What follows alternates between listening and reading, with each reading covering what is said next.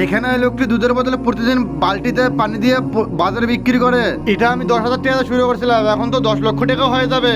আরে ভাইজান, এগুলো তো আপনার পরিশ্রমের ফল। আরে পাগল, আমি তো 10,000 টাকা শুরু করছিলাম, এখন তো 10 লক্ষ টাকা দেন হয়ে গেছে। আরে ভাইজান শুনুন, আপনাদের এখানে যে কর্মীগুলো আছে সেগুলো বেইমানি করতেছে মনে হয়, আপনি ওদের উপর নজর রাখুন। এই তো আমি 4 কেজি দুধ খেয়ে 40 কেজি দুধ বানিয়ে দিলাম, উপরে তো 4 কেজি রেখেছি, সবগুলো নিচে পানি। তখনই তো সেখানে দুধওয়ালা চলে আসে। দুধগুলো ঠিক আছে? হ্যাঁ দেখে নিন। হ্যাঁ ঠিক আছে। এরপর তো সে সেখান থেকে দুধ নিয়ে চলে যায়। ভাইজান আমাকে 2 কেজি দুধ দিন। না রে, আমি তো এভাবে দুধ বিক্রি করি না। না ভাইজান, আমি আজকে অনেক সমস্যায় পড়েছি, আমাকে দিতেই হবে। তখন সে ওই লোকটিকে 2 কেজি দুধ বের করে দেয়। হারামখোর, এই যে ধর। আরে এটা কি ভাইজান, আপনি দেখুন আপনাদের কর্মী আমাদেরকে প্রতিদিন ঠকাচ্ছে। তার আগে দেখবো কে কে শয়তানকারী আল্লাহকে ভালোবাসে। যারা যারা আল্লাহকে ভালোবাসে তারা এই ভিডিওতে লাইক দিয়ে চ্যানেলটিকে সাবস্ক্রাইব করে দিও।